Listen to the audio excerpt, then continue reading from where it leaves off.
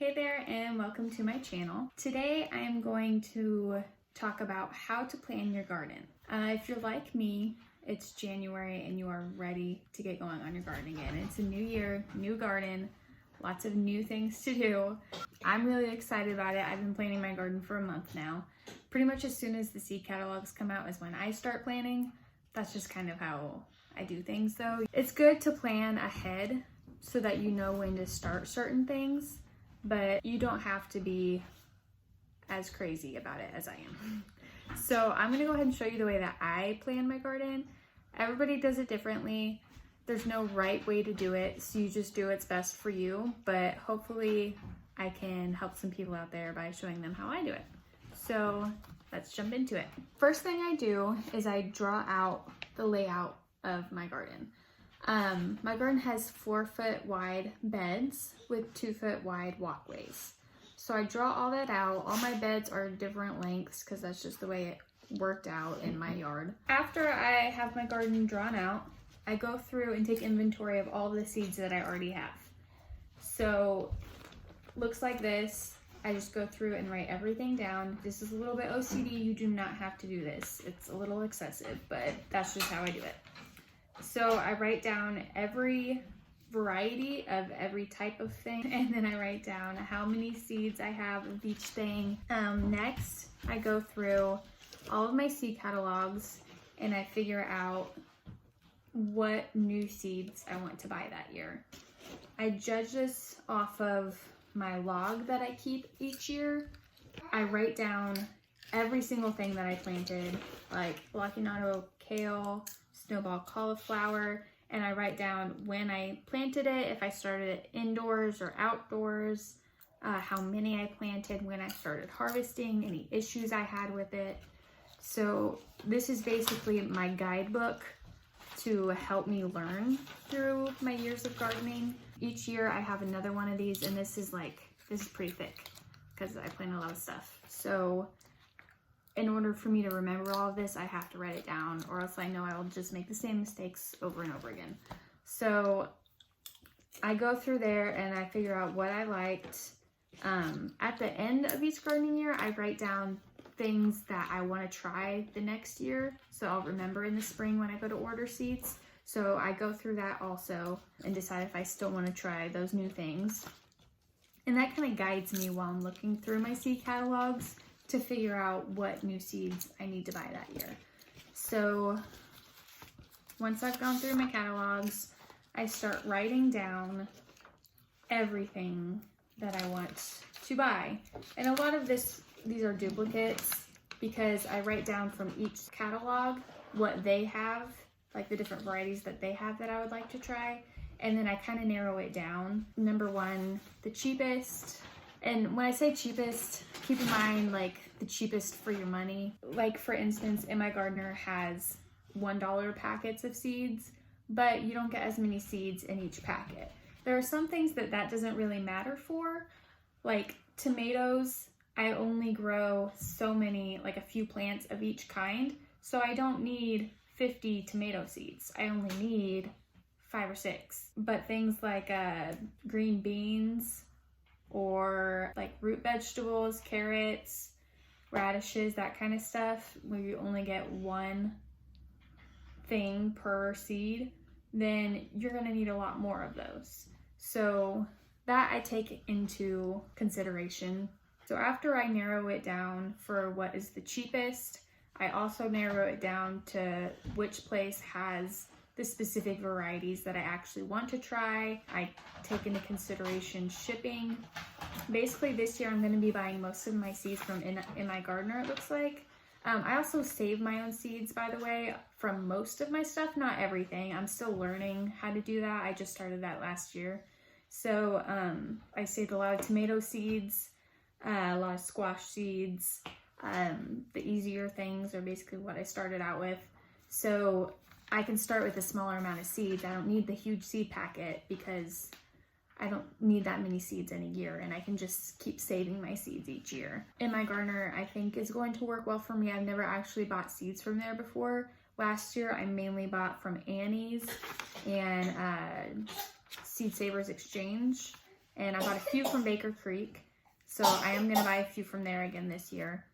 They have so many great varieties at Baker Creek. It's like crazy how many varieties of things they have. So I love the selection that they have. Basically, once I figure out what seeds I'm gonna order so I know exactly what I'm going to have planted in my garden, then I can come back to my drawing and start deciding how much I want of each thing. And again, this goes back to my last year's vlog of what worked for me, what I wanted more of, that kind of stuff. So I know that I want to plant more green beans this year because what I did last year wasn't enough. We never had enough to can any. I do preserve some as much as I can. I just started that last year also. So I'm learning how to can still, and I'm figuring out how much I need to grow of each thing. The thing with a lot of this is it's gonna be trial and error. You need just experience. Just like I planted green beans in the hopes of being able to can them, but I didn't have enough. So this year I'm gonna learn from that. And it's gonna be different for everybody. Depends on how much you eat, how many people are in your family, how much you want to put up. I mean, there's a lot of things that go into it. Back to this. I know that I always put my tomatoes in this long row right here. This year I'm going to start using the cattle panel like Jess on Roots and Refuge does. Last year I tried the Florida weave for trellising my tomatoes, and I mean it worked for most of the summer, but once the plants got really big, they all just kind of flopped over, and especially we got a few big storms with high winds come through, and it just really, it didn't hold up as well as I would like it to. So I'm gonna try the cattle panels this year. And I know that these rows are 16 feet. So it's perfect because I'm pretty sure cattle panels come in 16 feet. Or, yeah, I'm pretty sure.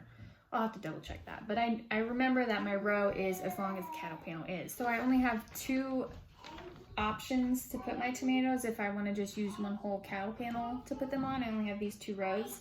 And I'm just gonna use this one. And then I'm gonna put another cattle panel. Can you even see that with how light it is?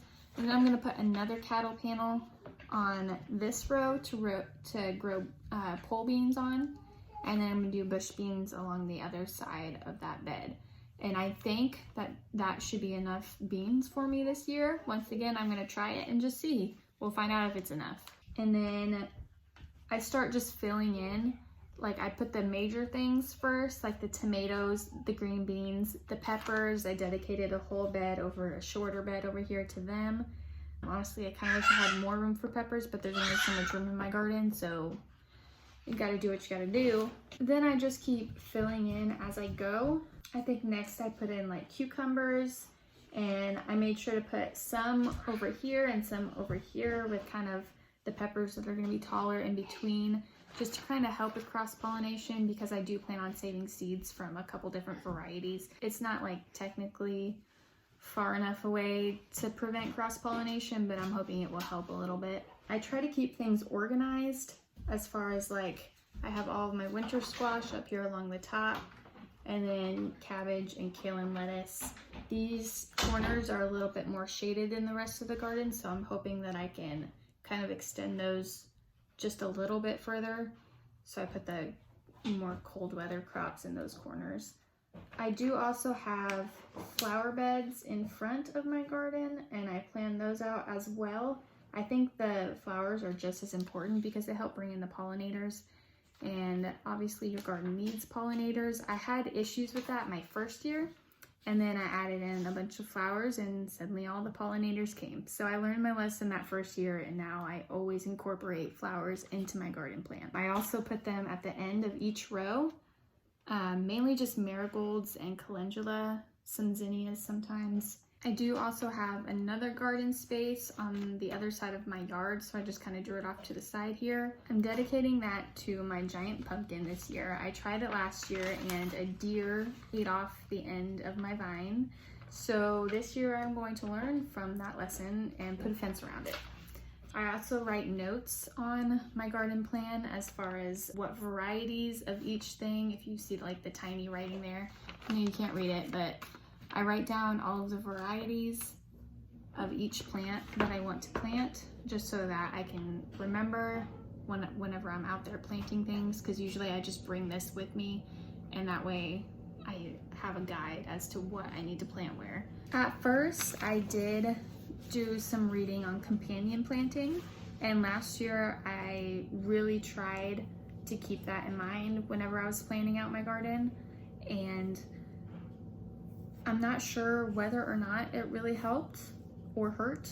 I had some successes and I had some failures, so I guess just how important companion planting is, I don't know yet. That's something that I'm gonna have to keep trying out for a few years to really see how well it does. This year I am going to plant some borage in with my summer squash plants and winter squash, because I've heard that it helps with squash bugs, and we had a big issue with those last year. They took out most of our squash plants, so we're willing to try anything at this point. We're changing up our mulch. I'm gonna plant my squash all late, because apparently they have like one big hatch early in the summer, and then so if you like miss out on that, then they won't be as bad the rest of the year, I heard. I don't know, we're gonna try and just see if that helps any.